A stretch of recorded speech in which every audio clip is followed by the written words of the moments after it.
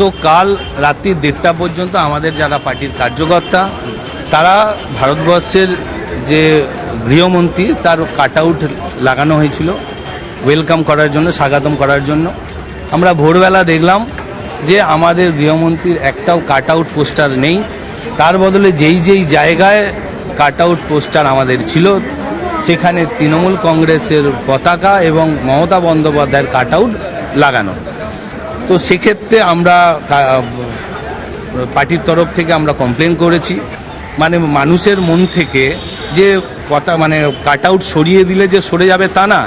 গৃহমন্ত্রী ভারতবর্ষের সমস্ত মানুষের মনে আছে এবং কলকাতা কালীঘাটের মানুষের মধ্যেও আছে। কাট আউট সরিয়ে দিলে ওনাকে মন থেকে সরিয়ে দেওয়া যাবে তা না। মানুষ এই 6 মাস পর তার যোগ্য জবাব দেবে। তৃণমূল কংগ্রেস সরকার এখান থেকে পতন হবে, ভারতীয় জনতা পার্টির সরকার গঠন হবে।